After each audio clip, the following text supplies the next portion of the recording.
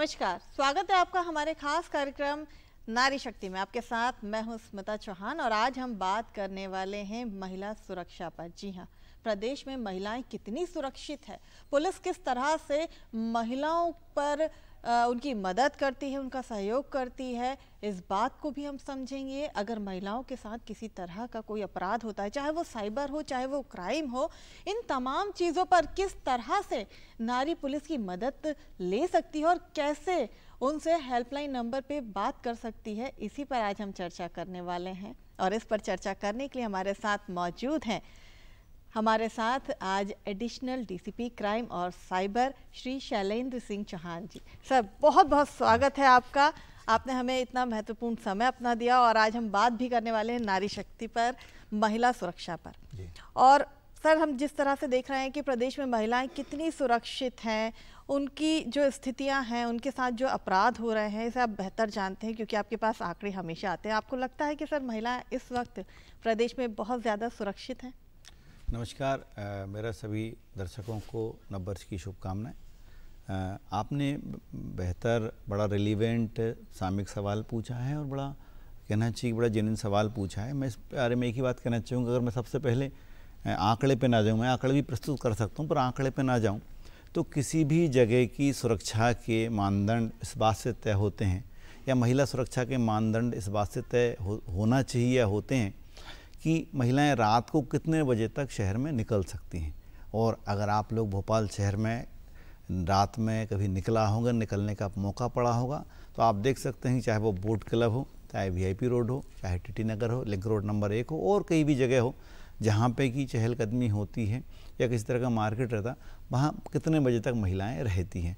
मुझे तो कई बार ऐसी स्थिति देखनी पड़ी है कि हम लोगों को कई बार 1-1:30 बजे रात को लोगों को कहना पड़ा है कि आप घर जाइए। महिलाएं भी रहती है वहाँ पे, वीआईपी रोड हो, चाहे वो लेक व्यू अपना रोड हो या टीटी नगर हो या लिंक रोड नंबर 1 हो। तो कई या आप नया भदभदा भी आपका ये सेंटर पॉइंट बना है आपका सैर सपाटा, यहाँ हमको मना करके बोलना पड़ता है, चाहे वो पुरुष और महिला भी रहती हैं, उसमें लड़कियाँ भी रहती हैं, बोलना पड़ता आप घर जाइए, देर रात्रि हो चुकी है। तो हमारे शहर का बाकी प्रदेशों से और शहरों से इस बात से हम पैमाना ले सकते हैं कि हमारे महिलाएं कितनी रात तक, कितने निसंकोच या कहना चाहिए बिना डरे घूम सकती है। ये अगर आप स्थितियां बता रहे हैं तो बहुत बेहतर स्थिति मैं मानती हूँ कि प्रदेश में अब स्थितियां ऐसी हो गई कि महिलाएं बेखौफ निकल जाती हैं। लेकिन शैलेंद्र जी, फिर भी हम देखते हैं कि कई बार इस तरह के जघन्य अपराध महिलाओं के साथ होते हैं, उसके लिए वो कहाँ जाए? वो सबसे पहले तो इस बात से नहीं उबर पाती हैं कि उनके साथ जो हादसा हुआ है वो उसे एक्सेप्ट कर सके या उनके परिवार में उनको सहानुभूति मिल सके। पुलिस के पास जाने तक में काफ़ी देर हो जाती है कई बार, लेकिन जब पुलिस के पास जाती है तो वहाँ भी उन्हें बहुत डर रहता है। इस चीज़ को वो कैसे दूर करें, इस चीज़ को कैसे समझें हम? देखिए, अब बात आती है महिला अपराधों की। जाहिर सी बात है, अपराधियों के लिए कोई इस बात का तयशुदा मानदंड नहीं होना कि वो किसके साथ अपराध करेंगे। अपराधी बच्चों के साथ भी कर सकते हैं, बुजुर्गों के साथ भी कर सकते हैं, अन्य पुरुषों के साथ भी कर सकते हैं, महिलाओं के साथ भी कर सकते हैं। जो उनका टारगेट उनको लगता है कि आसान रहेगा, बचाव नहीं कर पाएगा या समय पर पुलिस की मदद जो व्यक्ति नहीं ले पाएगा, ऐसे जो समाज के उन वर्गों को चुनते हैं जहाँ पर कि उनको लगे वो सुविधाजनक रूप से उनके साथ अपराध करके भाग सकते हैं। तो महिलाएं इस कैटेगरी में ही आती हैं, बच्चे भी इस कैटेगरी में आते हैं, तो ठीक है। इसके अलावा आप जहाँ तक बात करते हैं कैसे मदद ले, देखिए हमारा सबसे पहले इंपॉर्टेंट जो नंबर है, सब जानते हैं, 100 डायल। पुलिस को 100 नंबर मिला हुआ है जहाँ पे आप कहीं से भी कभी भी, चाहे महिला हो पुरुष हो कोई भी हो, उसे डायल करके मदद ले सकता है। इसके अलावा अगर आपको लगता है कि किसी और भी तरह की मददें हैं तो 112 नंबर भी है, वो भी इमरजेंसी नंबर है, वो नंबर भी इमरजेंसी नंबर, उस पर कॉल कर सकते हैं। 1090 महिलाओं के लिए मदद के लिए नंबर है भी, जो स्पेशली जो महिला हेल्पलाइन है, वुमेंस हेल्पलाइन है, वो उसमें मदद ले सकती है। इसके अलावा हर ज़िले में महिला थाने खुले हुए हैं जहाँ पर उनकी सुविधा सहूलियतों के लिए जो बड़े जघन्य अपराध होते हैं महिलाएं ही महिलाओं की विवेचनाएं करती हैं। और बाकी विवेचना के दौरान भी, बाकी भी अन्वेषण के दौरान ध्यान रखा जाता है कि महिलाएं ही उनके साथ इंटरेक्ट करें। तो ये कई प्लेटफॉर्म्स है जहाँ पे हम, इसके अलावा हमने एक संगनी करके वो है महिलाओं के लिए खोला है। इसके अलावा पिंक जो हमारी स्कूटर्स हैं वो जाके घूमती हैं और वो उनसे मदद ले सकती है, जो लड़कियों के कॉलेज हैं, स्कूल के आसपास घूमती हैं। तो वो सब हैं। अगर एक बार वो जिसको भी इससे सरोकार है, लगता है कि उनको ज़रूरत पड़ सकती है, तो वो एक बार नेट पे सर्च करें हमारे पुलिस के, तो बहुत सारे ऐसे हमारे प्लेटफॉर्म्स हैं जहाँ पर महिलाओं की मदद के लिए, उनकी सुरक्षा के लिए हम लोग चिंता करते हुए मध्य प्रदेश पुलिस ने उनके विषय में काफ़ी ऐसे जो सुविधाजनक और सहूलियत मदद के लिए कई प्लेटफॉर्म खड़े किए और वो उनको नंबर सेव कर सकती हैं, उनके जो मेल आईडी सेव कर सकती हैं, उनको मदद के लिए समय समय पर कॉल कर सकती हैं। सर ये तो आपने हमें सहायता नंबर भी बता दिए, तमाम चीज़ें आपने हमें बताई, लेकिन सर अब एक चीज़ मैं और आपसे जानना चाहती हूँ, क्योंकि आपने कहा कि अपराधी का कोई क्राइटेरिया नहीं होता, वो किसी के साथ भी अपराध कर सकता है, महिला हो या बच्चे हो, ये एक सॉफ्ट कॉर्नर होता है, ये बात आप भी मानते हैं कि ये एक सॉफ्ट कॉर्नर होता है, इनके साथ अपराध करना अपराधियों के लिए बहुत आसान हो जाता है अगर हम तुलना करें पुरुषों से। लेकिन सर महिलाएं इस बात को कैसे समझें, क्योंकि हम देख रहे हैं कि साइबर अटैक की बात हो या फिर क्राइम की बात हो, इन दोनों चीज़ों में महिलाओं और बच्चियों को बहुत आसानी से टारगेट किया जाता है, चाहे हम फोर्जरी की बात करें या फिर शादी का झांसा देकर किसी लड़की के साथ में उससे पूरा फंड ले लिया जाता है, उसकी मेहनत की कमाई ले ली जाती है और उसके बाद वो इंसान मुकर जाता है, या फिर हम देखते हैं कि ऑनलाइन चीज़ें जो हैं उस पर उनके पास में फ़ोन आते हैं, वो उस चीज़ को देखते हैं और वो उनके पास अगर फ़ोन आता है कि आपके घर कोई हादसा हो गया है, वो बिना सोचे समझे वहाँ फ़ोन कर देती हैं, उनके साथ में साइबर अपराध हो जाता है। तो इन चीज़ों पर जब अपराध होता है तो वो कैसे मदद ले सकती हैं? अगर सामने वाला उनसे झांसा देता है शादी का, उनकी पूरी कमाई ले लेता है, तो वो कहाँ जाएँ, कैसे मदद ले सकती हैं? मैं जहाँ तक समझता हूँ आपके दो प्रश्न हैं। एक पहला कि जो समान अपराध होते हैं जिसमें कि फिजिकल रूप से, भौतिक रूप से उन पर हमला होता है या उनके साथ किसी तरह का मानसिक रूप से, शारीरिक रूप से या उनके इमोशनल रूप से उनके साथ शोषण होता है, ठगी होती है, तो ये केस शामिल है। दूसरा साइबर फ्रॉड। तो मैं पहले वाले आपके जो अपराध पे आता हूँ, इसमें अपराधी व्यक्तिगत रूप से संपर्क में होता है, चाहे वो इमोशनल, फिजिकल या किसी तरह का फाइनेंशियल उनके साथ जो घटना करता है, तो वो कहीं ना कहीं उससे जुड़ा होता है, जानते हैं। हम सभी जानते हैं, आप भी जानते हैं कि महिलाओं में ईश्वर ने एक अलग सा सेंस दिया है, वो किसी पुरुष को नज़र देखकर पहचान सकती है कि इसकी नीयत क्या है, इसकी नज़रों में क्या है। ये पुरुष में जब सामान्यतः ये नहीं होती और ये नहीं, पर महिलाओं में ये दृष्टि होती है, कहना चाहिए उनकी इंद्रिय तेज होती है, जो ये बात हमेशा पुरुष को पहली नज़र में देख के समझ जाती है कि पुरुष का किस तरह का आचरण होगा, किस तरह का आपके साथ बिहेव करेगा। अब ये बात और है कि हम किसी इग्नोरेंस में या उसको टाल जाएं, या पर पहली नज़र में महिलाएं समझ जाती। एक ये बात हो गई। दूसरा, अब आपको लग रहा है कि कई चीज़ों में मजबूरी है, अब आपका रात में जाना मजबूरी है, अप डाउन करना मजबूरी है, अकेले जाना मजबूरी है, स्कूल जाना मजबूरी है, कॉलेज जाना मजबूरी, बाहर निकलना मजबूरी है, आप चूँकि आपको रोजी रोटी कमाना या किसी कारण से व्यावसायिक आपकी मजबूरियाँ हैं करना है, तो फिर आप उसके प्रोटेक्शन के हिसाब से अपनी तैयारियाँ रखिए।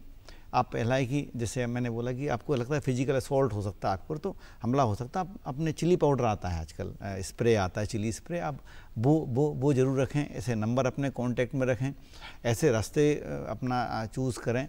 और तो वो दूसरा आपने बोला शारीरिक शोषण या शादी के झांसे के नाम पे, इसमें कई बार क्या होता है कि हम कई बार अपना जो मन की नहीं सुन पाते और सामने वाला जो बोलता है उनके झूठ पर भरोसा करते हैं, परंतु ऐसा नहीं है। अगर इसके बाद भी आपके साथ किसी तरह का घटनाएं हुई, आप तुरंत अपनी पुलिस की मदद ले सकते हैं, पुलिस की सहायता ले सकते हैं।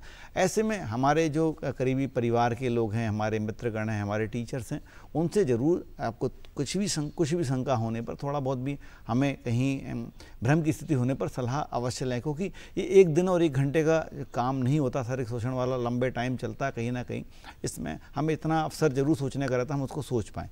और इसके अलावा बाकी आपने जो बात बोले, तो विधिक सहायता भी मौजूद है, और अगर आप साथ अपराध घटित होता है तो मध्य प्रदेश पुलिस बड़ी संवेदनशीलता के साथ महिलाओं के द्वारा ही बहुत सारे प्लेटफॉर्म से आपकी मदद करती है और उनमें कार्रवाई करती है। मैं बड़े गर्व साथ कहना चाहूँगा कि महिला अपराध में मध्य प्रदेश पुलिस जो बड़े संवेदनशीलता और बड़े कहना चाहिए उससे काम करती है, सहेज के काम करती है, और उसमें हम काफ़ी हद तक अपराधियों को सज़ा दिलाने में सफल रहे हैं और एक सुरक्षित वातावरण हम देने में सफल रहे हैं। दूसरा सवाल आपका आता है कि साइबर अपराध। देखिए, कहना चाहिए जब से मोबाइल आया है, टेक्नोलॉजी आई है, इसकी सहूलियत तो मिली है, परंतु इसके साथ साथ अपराधियों ने अपना प्लेटफॉर्म चेंज कर लिया। पहले जहाँ पर आपको घर में नकबजनी चोरी होती थी या बाकी अपराध होते थे जो संपत्ति अपराध मानते थे, लूट या उस तरह के होते थे, अब वो घट गए हैं। अब साइबर जो अपराधी मोबाइल या नेट बैंकिंग पर कहीं ना कहीं आपकी जानकारियां चुरा कर या कहीं आपको धोखे में रखकर आपकी सहमति लेकर कुछ ना कुछ OTP लेकर इस तरह के या लिंक भेजकर अपराध करते हैं। और नए नए बिल्कुल नित नए अपराध है। जो 2 नए अपराध हैं उनके विषय में बात करूँगा। पहला अपराध ये कि आपका AI के जरिए आपकी वॉइस क्लोनिंग हो रही है, आपकी आवाज़ हूबहू नकल करी। मैं देखिए मैंने आप जो भी मेरा जब बातचीत हो रही है इसको वो रिकॉर्ड कर लेंगे। रिकॉर्ड करके इसमें वो वर्ड्स वो शब्द छांट लेंगे जो किसी के लिए डिमांड के लिए आवश्यक है, किसी को भरोसा दिलाने के लिए आवश्यक है। इसके अलावा मेरा वीडियो मौजूद है यहाँ पर, तो वो वीडियो और वो लोग जो कि वो बहुत मात्रा में वीडियो डालते हैं तो उनका AI के जरिए वो लोग वीडियो बना लेते हैं और आईडी और वीडियो कॉल के जरिए दोनों के ही जरिए वो लोग डिमांड करते हैं, आपके साथ ठगी कर लेते हैं। तो ये एक तरीका हो गया। इसके अलावा एक और तरीका हो गया एक्सटॉर्शन का, जहाँ पर कि जैसे बहुत अभी मुझे एक फ़ोन आया था इंदौर से और वहाँ पर उनके साथ एक घटना हुई है कि उनको 11 साढ़े 11 बजे उनका बालक उनके साथ में नहीं रहता। ये बात उनको सोशल मीडिया से पूरी अपराधियों को जानकारी मिलती है।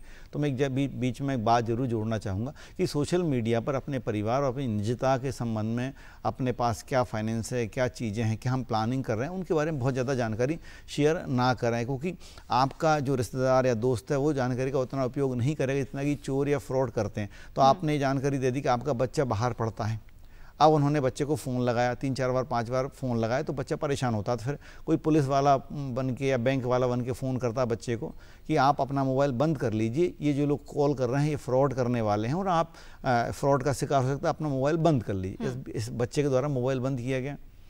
आधे घंटे बाद 12 बजे रात को माँ बाप को फ़ोन आता है कि आपका बच्चा गैंग रेप में हमारे पास में आ गया, हम इसको पकड़ रहे हैं और हम इसका नाम FIR में लिखवा देंगे, सज़ा दे देंगे और हमें अभी इसको पकड़ा है, तो आप चाहें तो उससे बात कर लें। तो वो बात करते हैं तो आप बच्चे का मोबाइल पहले ही बंद करा दिया गया होता है, तो बच्चे को फ़ोन लगाते बच्चे का फ़ोन नहीं लगता।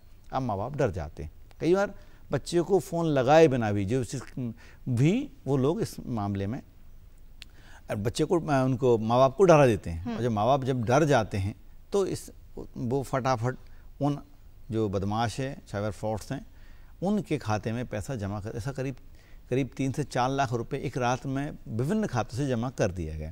तो इस तरह के नए इसी तरह में सर किडनैपिंग भी होती है, बच्चों की किडनैपिंग को भी लेकर इस तरह से चीजें हो जाती हैं। बच्चों को डराकर ये लोग कई बार क्या करते हैं कि बच्चों को दूसरे स्थान पर भेज देते हैं जी, और उनको बता देते हैं कि आप यहाँ पर चले जाइए। उनकी बातों में आकर बच्चे किसी दूसरी जगह पर जाकर मोबाइल बंद कर लेते हैं। अभी ये केस जहाँ तक मुझे याद है कि यूरोपियन कंट्री का जरूर मैंने सुना है, पर इंडिया का भी केस मैंने अपने अभी नहीं आया। बट धीरे धीरे टेक्नोलॉजी तो यूनिवर्सल है, वो कभी ना कभी आएगी। पर ये केस हो चुका है, यूरोप में हुआ है, जहाँ पर बच्चे को रिमोट एरिया में भेज दिया, अगर वहाँ मोबाइल बंद करवा लिया गया और वहाँ पे बोला कि आप इतने दिन रहना, अन्यथा आपके माँ बाप के साथ हम ऐसी घटना कर देंगे। बच्चा माँ बाप के जो साथ घटना होने के डर से चला गया। फिर माँ बाप को ये डर आएगा कि आपको बच्चा हमने किडनैप कर लिया, वो यहाँ पहुँच गया, तो उनसे पैसे काफ़ी बड़ी मात्रा में ट्रांसफ़र करा लिए। तो इस तरह के जो ऑनलाइन अपराध होते हैं, इसमें भी कहीं ना कहीं हमारा सिक्स सेंस, कहीं ना कहीं हमें अपना ज्ञान को एक बार ज़रूर चेतना लानी पड़ेगी। और साइबर फ्रॉड्स के बारे में इतना ही कहूँगा कि आपने ट्रैफिक के सिग्नल देखे होंगे। ट्रैफिक में 3 तरह के सिग्नल होते हैं, ग्रीन, येलो और रेड। मतलब आप सोचिए कि पहले रेड सिग्नल की तरह बात करिए, पहले रुको कॉल आया है, क्या पूछ रहे हैं आपसे, बिल्कुल रुकिए, एकदम नहीं, रुको, क्यों पैसे मांग रहे हैं, जहाँ पैसे की बात आप ठटक जाइए, रुक जाइए बिल्कुल। फिर आप उसके बाद देखिए कि मैसेज क्या आया है, कौन सी लिंक भेजी। अभी मेरे को एक मैसेज आया जिसमें लिखा है कि आपका योनो अकाउंट को अपडेट कर दीजिए, आपके योनो में इतना बैलेंस बचा। आप एकदम घबरा जाएंगे, मेरा बैलेंस तो इतना है, आपके बैंक में अकाउंट एकदम बैलेंस कम हो गया। तो फिर मैंने देखा ये तो योनो के नंबर से नहीं है। कई बार जो बल्क मैसेज होते हैं वो भी लोग परचेज कर लेते हैं और बैंक के मिलते जुलते नाम से भेज सकते हैं। तो आप उस पर भरोसा मत करिए, क्योंकि बैंक कभी ट्रांजैक्शन के बारे में, कोई भी debit card credit company transaction के बारे में किस तरह की पूछताछ इंक्वायरी नहीं करती। तो आप उसको देखिए। और ग्रीन, जब आप पूरा तसल्ली कर लें, किसी एक को फ़ोन भी लगा लें, अपना खाते का अकाउंट चेक भी कर लें, तब आप उसको आगे प्रोसीड करें। तो ये सावधानी रखेंगे तब आप ही कर पाएंगे। दूसरा मेरा एक और साफ कहना है कि जब भी आप ऑनलाइन अपना ट्रांजैक्शन करते हैं, डेबिट कार्ड क्रेडिट कार्ड के लिए ट्रांजैक्शन करना चाहते हैं, तो आपको एक और आपको सबको करना पड़ेगा, अपने कम से कम एक छोटा खाता खोलना पड़ेगा किसी बैंक में, और उसका ही आप debit card credit card use करें। अपना मेन अकाउंट है इसमें कि अपनी मुख्य आय होती है, चाहे वो सैलरी की हो, चाहे व्यवसाय की हो, किसी तरह की इनकम हो, उस वाले खाते को आप ऑनलाइन ना करें। उससे भी डेबिट कार्ड क्रेडिट कार्ड, मेरा जहाँ तक सलाह है वो ना करें। आप दूसरे खाते में पैसा एक चेक से ट्रांसफ़र करें महीने में एक बार, और फिर उससे आप पूरा उसी से आप ट्रांजेक्शन करें। अन्यथा कई बार क्या होता है, आपको लिंक भेज दी किसी ने, और अगर लिंक क्लिक की तो आपका जो मोबाइल है उसकी स्क्रीन वो फ्रॉड के जो व्यक्ति हैं उनके पास जाकर शेयर हो जाती है, और जो OTP है आपका वो भी उन्हीं के पास आएगा। आपको दिखेगा जरूर कि OTP आपके पास आ रहा है, पर वो भी OTP का यूज़ कर सकता है। तो स्क्रीन आपकी शेयर हो जाती है, तो रिमोटली एक्सेस होती है आपकी स्क्रीन, वो पूरा पैसा ट्रांसफ़र आपका कर लेते हैं।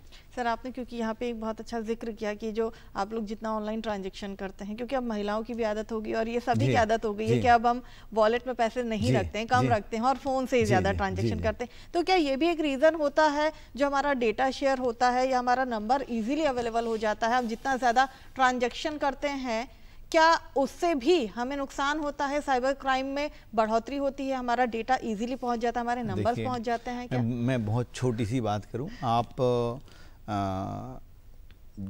डेटा शेयरिंग की तो बड़ी दूर की बात है, आप सर्च भी करते हैं या व्हाट्सएप पे जो टाइप करते हैं उसको पोस्ट नहीं करते और डिलीट कर देते हैं, वो डेटा भी आपका शेयर होता है।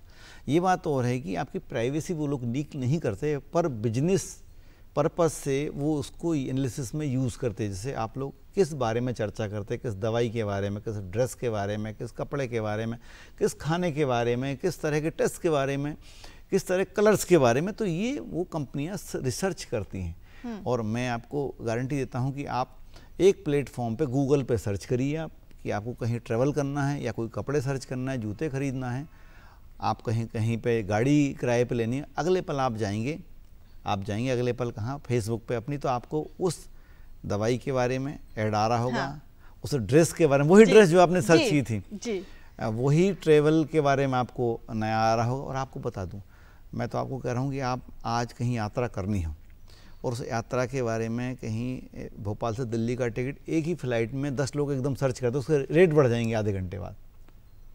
तो ये सब डेटा आपका शेयर हो। कोई भी कंपनियां जो इतनी बड़ी सुविधाएं दे रही वो आपको मुफ्त नहीं दे रही है, वो कुछ ना कुछ आपसे ले रही हैं। तो आप ये मान के चलिए, कोई भी एप्लीकेशन आप डाउनलोड कर रहे हैं, कुछ भी कर रहे हैं, और आपको फ्री ऑफ कॉस्ट जो है कहीं ना कहीं आप उसकी कीमत आपको चुकानी पड़ रही है, अपना डेटा देकर, अपनी प्राइवेसी देकर। तो आप जितना ज़्यादा ऑनलाइन रहेंगे, ऑनलाइन चीज़ें देखेंगे, बात मैं कह रहा हूँ मजबूरी हो सकती है, कई बार ये सस्ता भी पड़ता है आपका जो ऑनलाइन मार्केटिंग, जो फिजिकल मार्केटिंग से टाइम की बचत भी होती है। कई बार बुजुर्ग महिलाएं, बच्चे इतना समय भी नहीं रहता या जा भी नहीं पाते, तो कई मजबूरियाँ हो सकती हैं। तो मैंने उसका दूसरा तरीका बताया, आप उसके लिए अपना दूसरा नंबर इस्तेमाल करें। आप अगर आपको बहुत ज़रूरत है तो फिर आप एक तरीका अपना लेंगे, आप दूसरा खाता नंबर रखेंगे और दूसरा मोबाइल नंबर रखेंगे OTP के लिए, हम उसी को यूज़ करेंगे ताकि वो डेटा शेयर ना हो, ताकि हमारा अकाउंट की डिटेल शेयर ना हो, और फ्रॉड में बड़ा अमाउंट, जो छोटा अमाउंट हो 10-20 हज़ार रुपये, उससे ऊपर के हमारे साथ ठगी ना हो सके। और अगर हमारे साथ कुछ होता है तो हमारे बैंक के मैनेजर का आप नंबर रखें। आप देखिए, जिस बैंक में आपका खाता है आप उसके कस्टमर हैं और बैंक आपके पैसे का कस्टोडियन है, तो उस मैनेजर का नंबर आपके हर कस्टमर के पास होना ही चाहिए।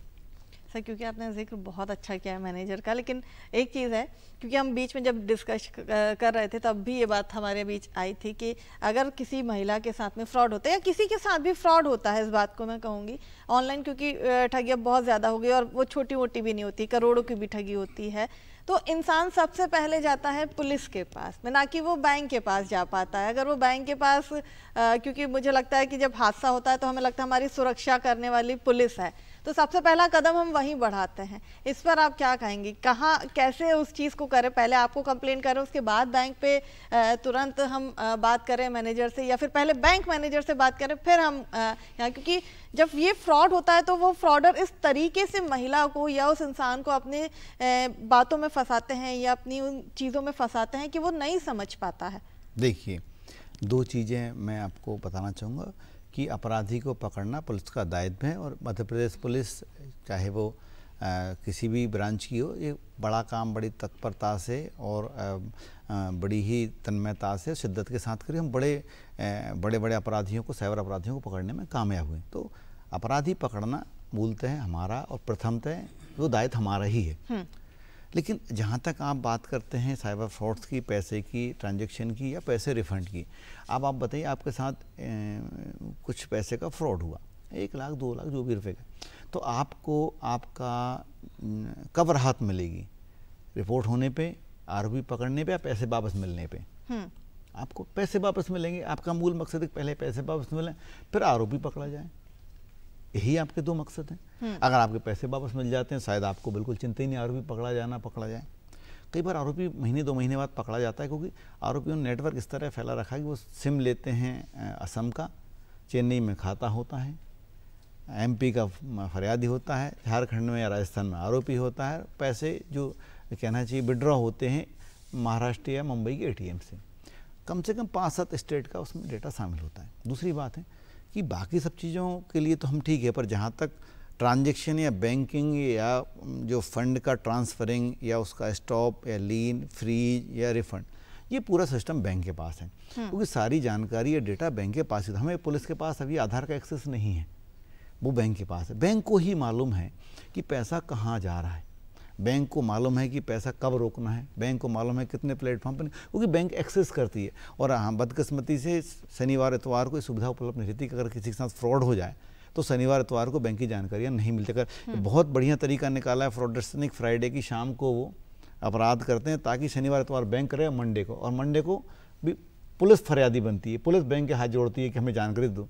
जब फरियादी बैंक में जाता है तो बैंक को सबसे पहले उसकी जानकारियाँ निकाल कर पूरा पेमेंट स्टॉप करके पूरा उसका पैसा फ्रीज करवा कर नेक्स्ट अकाउंट में फिर पुलिस को रिपोर्ट भेजनी चाहिए।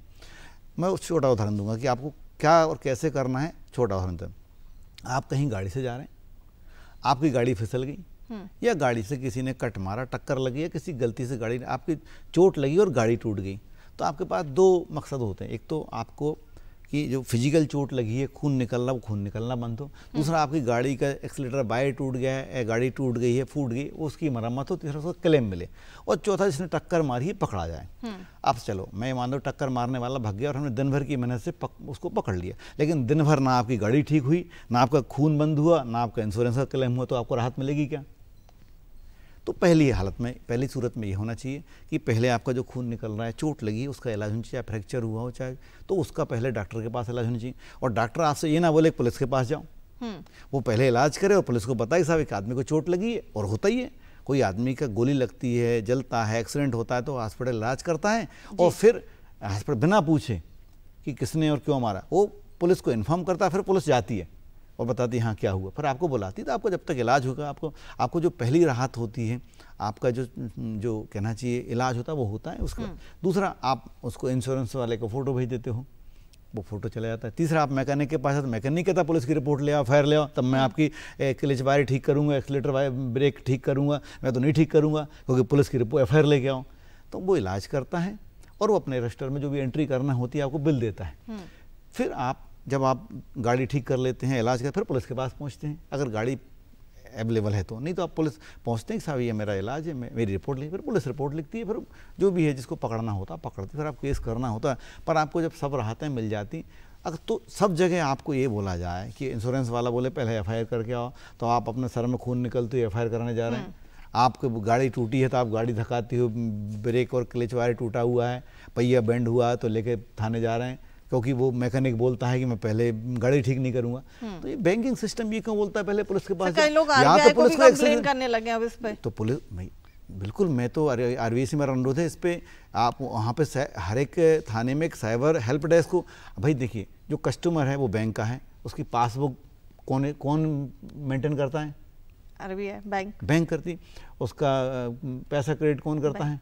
चेक कौन देता है? क्रेडिट कार्ड कौन देता है? डेबिट कार्ड कौन देता है? ATM कौन ऑपरेट करता है? SMS कौन भेजता है? जब सब बैंक करते तो बैंक को ये भी डिटेल भी प्राइमा फेसी फरियादी को उसको एक रिसिप्ट देकर, ये नहीं बोलना चाहिए कि आपने जानकारी शेयर की, सहमति दी, इसलिए हम आपका नहीं करेंगे। भाई कई अपराध ऐसे होते हैं जो सहमति झूठ बोल कर ली जाती है, और जिसमें हम अपराध कायम करते हैं, कोर्ट उसमें सजा देता है, वो मेरी समझ में नहीं आता बैंक उसको अपराध क्यों नहीं मानती। और दूसरा, मेरा छोटा मानना है कि एक रेलवे का टिकट इंश्योर्ड होता है, एयरप्लेन का टिकट इंश्योर्ड होता है, सर चीज़ इंश्योर्ड होती है, बैंक का खाता इंश्योर्ड क्यों नहीं हो सकता? फरियादी जो हमारा कहना चाहिए जो अकाउंट होल्डर है उसका खाता इंश्योर्ड क्यों नहीं होता? बाकी आपने बहुत महत्वपूर्ण बातें और सवाल भी यहाँ कुछ खड़े किए हैं। और सर, क्योंकि अब समय कम है, विषय बहुत बड़ा है, तो चलते चलते मैं बस यही चाहूँगी कि आप हेल्पलाइन नंबर जो है वो यहाँ पर ज़रूर बताएं, ताकि महिलाएं हैं या बच्चियां हैं, इस तरह की अगर समस्या होती है तो कैसे वो कांटेक्ट कर सकती हैं आप लोगों से। देखिए, पहले तो आपको 100 नंबर है, जिसमें कोई आगे पीछे कुछ सफिक्स प्रीफिक्स लगाने की आवश्यकता नहीं। 100 डायल करें, उसके बाद आप 112 डायल करें, 1090 डायल करें, 1937 डायल करें, जो साइबर फ्रॉड की स्थिति में पूरा नोट करके आपके संबंधित थाने में खबर करेगी। और इसके अलावा फिर आपको लगता है समय है तो फिर आपका थाना, पुलिस चौकी या आपका जो बाजू में पुलिस पॉइंट है, वहाँ हेल्प ले सकते हैं, आप मदद ले सकते हैं। इतने सारे मैंने हेल्पलाइन नंबर आपको दे दिए हैं, तो आप उनकी तरफ से मदद ले सकते हो। और हम आपकी और मध्य प्रदेश पुलिस आपकी मदद के लिए हमेशा तत्पर है। महिलाओं के अपराधों और सुरक्षा के प्रति संवेदनशील है। आप कभी भी आएँ, हम आपकी हमेशा तत्परता से मदद करेंगे। आपने बहुत महत्वपूर्ण जानकारी हमें दी शैलेंद्र जी। आए, आपने इतना हेल्पलाइन नंबर यहाँ पर बताया और आपने इतना कीमती समय हमें दिया, इसके लिए बहुत बहुत धन्यवाद सर आपके आने के लिए। तो आपने देखा कि प्रदेश में महिलाएं हमारे यहाँ कितनी सुरक्षित हैं, और वाकई आज स्थितियाँ ऐसी हैं कि महिलाएं यहाँ पर बिना देर रात भी अपने घर से बेखौफ निकल सकती हैं, लेकिन थोड़ी सी सावधानी और सुरक्षा आपको भी अपने लिए रखनी है। यहाँ पे आज हमारे साथ मौजूद थे एडिशनल डीसीपी साइबर और क्राइम। उन्होंने हेल्पलाइन नंबर भी बताए, चाहे क्राइम के लिए हो चाहे साइबर के लिए हो। कभी भी आपके साथ कोई हादसा होता है या कोई घटना होती है तो आप बिना डरे इन नंबरों पर फ़ोन कीजिए, आपकी तुरंत मध्य प्रदेश पुलिस सहायता करेगी बिना डरे। तो आपको हमारा आज का ये कार्यक्रम कैसा लगा हमें ज़रूर बताइएगा। इसी के साथ मुझे दीजिए इजाज़त। नमस्कार।